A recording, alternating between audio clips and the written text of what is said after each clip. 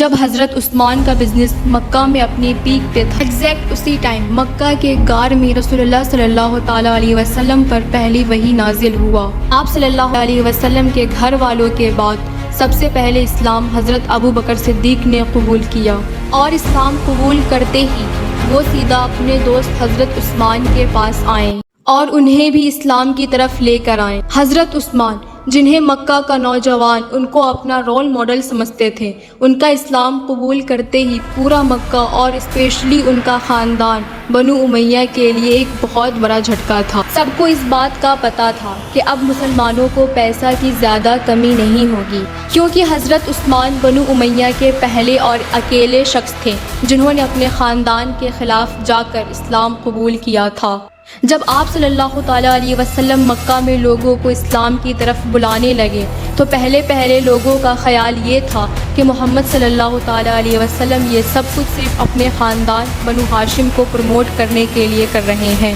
اس لیے لوگ اسلام کو صرف ایک قبیلے کا ریلیجن سمجھتے تھے۔ لیکن اچانک ایک دن قرآن کی ایک سورت نازل ہوئی، سورہ مسد، جس میں اللہ نے مکہ کے سارے لوگوں کو چھوڑ کر آپ صلی اللہ علیہ وسلم کے چچا ابو لہب اور اس کی بیوی کے لیے بہت ہی سخت الفاظ استعمال کیے، تاکہ ان آیتوں کی وجہ سے سب کو پتہ چل جائے کہ اسلام کسی خاندان کے لیے نہیں بلکہ پوری دنیا کے لیے ہے۔ لیکن اب مسئلہ یہ تھا کہ جس چچا کے بارے میں قرآن کی یہ آیت نازل ہوئی، اسی کے 2 بیٹوں کے ساتھ آپ صلی اللہ علیہ وسلم کی 2 بیٹیوں کا نکاح ہو چکا تھا۔ تو اب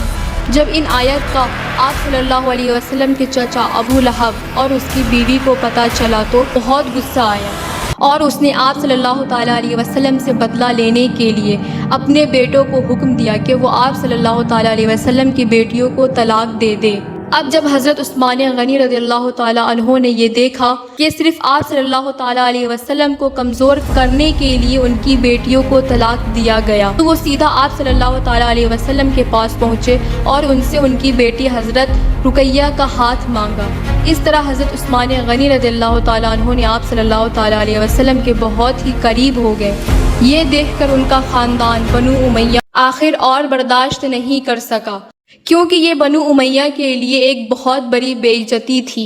تو اب باقی مسلمانوں کی طرح بنو امیہ بھی حضرت عثمان جیسے پاورفل انسان پر ظلم کرنے لگے، اور ان کا پورا خاندان ان کو اسلام چھوڑنے کا کہتا تھا۔ لیکن حضرت عثمان اس سب کے بعد بھی اپنے خاندان کے خلاف جا کر آپ صلی اللہ تعالیٰ علیہ وسلم کے ساتھ کھڑے رہے۔ اس کے کچھ ہی عرصے کے بعد مکہ میں ایک ایسا ٹائم آیا کہ اب کچھ مسلمان اب یہاں اور نہیں رہ سکتے تھے،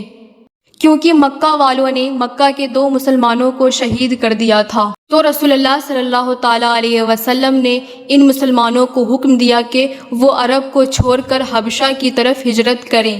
جہاں نیک بادشاہ ان کی ضرور مدد کرے گا۔ آپ صلی اللہ تعالیٰ علیہ وسلم کے اس حکم کے بعد حضرت عثمان اپنی بیوی حضرت رقیہ اور کچھ اور مسلمانوں کے ساتھ عرب کو چھوڑ کر ایتھوپیا مطلب حبشہ کی طرف چلے گئے، اور وہاں جا کر حضرت عثمان نے اپنی بزنس کی نالج کو یوز کر کے ایک نیا بزنس بنایا۔ اب جب حضرت عثمان یہاں حبشہ میں تھے، وہاں مکہ والوں نے آپ صلی اللہ تعالیٰ علیہ وسلم اور ان کے خاندان کو بائیکاٹ کر کے ان پر بہت ظلم کیا۔ لیکن حضرت عثمان مکہ سے بہت دور ہونے کی وجہ سے آپ صلی اللہ تعالیٰ علیہ وسلم کی مدد نہیں کر سکے۔ 4 سال حبشہ میں گزارنے کے بعد اچانک حبشہ میں ایک افواہ پھیلی کہ مکہ کے سارے لوگ اسلام قبول کر چکے ہیں۔ یہ سن کر حضرت عثمان اور باقی مسلمان حبشہ چھوڑ کر واپس مکہ کی طرف آئے، لیکن یہاں آ کر انہوں نے دیکھا کہ یہ سب کچھ بالکل جھوٹ تھا۔ لیکن اب مکہ سے واپس حبشہ جانے کے بجائے رسول اللہ صلی اللہ تعالیٰ علیہ وسلم نے مسلمانوں کو مدینہ کی طرف ہجرت کرنے کا حکم دے دیا۔ اب مدینہ مکہ سے بالکل اپوزٹ ایک بہت ہی غریب علاقہ تھا، اور وہاں پر مسلمانوں کی حالت اتنی خراب تھی کہ وہاں پینے کے لیے پانی بھی اویلیبل نہیں ملتی تھی۔ یہ دیکھ کر رسول اللہ صلی اللہ تعالیٰ علیہ وسلم نے مدینہ کے سارے مسلمانوں کو جمع کیا اور ان سے کہا کہ جو بھی مسلمان اس یہودی کے کنویں کو خرید کر مسلمانوں کے لیے کھول دے گا، اس کی جگہ جنت میں ہوگی۔ اب مدینہ میں آف کورس کوئی بھی ایسا نہیں تھا جو اتنے سخت حالات میں اس کنویں کو افورڈ کر سکتا ہو، لیکن صرف ایک شخص ایسا تھا جس کا بزنس شام، یمن اور اب حبشہ تک پھیلا ہوا تھا، حضرت عثمان۔ حضرت عثمان سیدھا اس یہودی کے پاس گئے، لیکن اس یہودی نے کہا کہ میں یہ کنواں نہیں بیچنا چاہتا، کیونکہ اس کنویں کے پانی پر اس نے ٹیکس لگایا ہوا تھا اور اس پانی کو بہت مہنگا بیچتا تھا۔ تو حضرت عثمان یہ یہودی کے ساتھ ایک ڈیل کی اور اس سے آدھا کنواں خریدا۔ اب ایک دن یہ کنواں حضرت عثمان کا ہوگا اور ایک دن اس یہودی کا ہوگا۔ اس یہودی نے اس آفر کو خوشی سے ایکسیپٹ کر لیا، لیکن کچھ دنوں کے بعد اسے پتہ چل گیا کہ یہ اس نے بہت بڑی غلطی کی ہے، کیونکہ یہ کنواں جس دن حضرت عثمان کے پاس ہوتا تھا، اس دن مدینہ کے سارے لوگ آ کر اس کنویں سے پانی بھر کر لے جاتے تھے، اور اگلے دن یہودی کے پاس کوئی بھی پانی لینے کے لیے نہیں آتا تھا۔ مطلب اس کنویں سے یہودی کی کمائی بالکل ختم ہو چکی تھی۔ تو اس یہودی نے حضرت عثمان کے پاس آ کر مجبوراً ان سے سارا کنواں بیچ دیا۔ تو اس طرح حضرت عثمان نے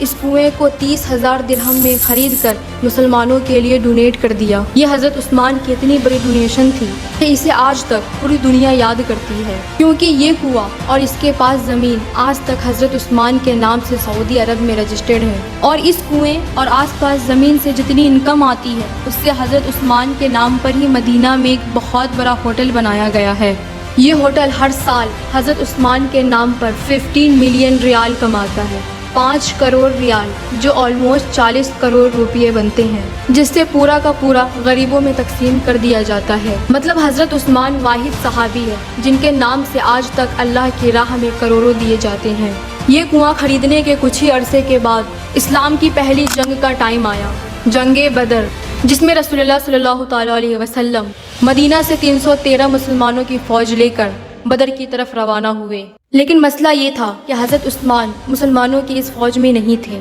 کیونکہ ان کی بیوی اور حضور صلی اللہ تعالیٰ علیہ وسلم کی بیٹی حضرت رقیہ کا طبیعت بہت ہی زیادہ خراب تھا، اسی لیے آپ صلی اللہ تعالیٰ علیہ وسلم نے حضرت عثمان کو مدینہ میں ہی رہنے کا حکم دیا۔ لیکن جب آپ صلی اللہ تعالیٰ علیہ وسلم اور باقی کے مسلمان جنگ لڑنے میں بزی تھے، وہاں ان کی بیٹی حضرت رقیہ کی طبیعت بہت خراب ہوئی اور وہ اس دنیا سے چلی گئیں۔ جب رسول اللہ صلی اللہ تعالیٰ علیہ وسلم جنگ بدر جیت کر واپس مدینہ پہنچے تو مسلمان بہت خوش تھے اور جنگ جیتنے کا جشن منا رہے تھے، لیکن اسی وقت آپ صلی اللہ تعالیٰ علیہ وسلم کو آپ کی بیٹی حضرت رقیہ کی دنیا سے چلے جانے کی خبر ملی، جس پر آپ صلی اللہ تعالیٰ علیہ وسلم کو اس جیت کے دن بھی بہت دکھ ہوا۔ رقیہ رضی اللہ تعالیٰ عنہ کے موت کے بعد مدینہ کے لوگوں نے دیکھا کہ حضرت عثمان بہت دکھی اور پریشان رہنے لگے، اور جب ان سے پوچھا گیا تو انہوں نے بتایا کہ رقیہ کے موت کا دکھ تو مجھے ہے ہی، لیکن مجھے اس بات کا بھی غم ہے کہ ان کے جانے کے بعد کہ میرا رشتہ حضور صلی اللہ تعالیٰ علیہ وسلم کے ساتھ ٹوٹ چکا ہے۔ یہ سن کر آپ صلی اللہ تعالیٰ علیہ وسلم نے اپنی دوسری بیٹی حضرت ام کلثوم کی شادی بھی حضرت عثمان سے کرائی، جس کے بعد حضرت عثمان کا نام ذوالنورین پڑا، مطلب دو نور والا۔ بدر کی جنگ ہی ایک ایسا ایونٹ تھا جس میں حضرت عثمان مسلمانوں کے ساتھ شامل نہیں تھے، کیونکہ بدر کے بعد حضرت عثمان اسلام کے ہر بڑی جنگ، جنگ احد اور جنگ خندق جیسی بڑی جنگ میں شامل تھے۔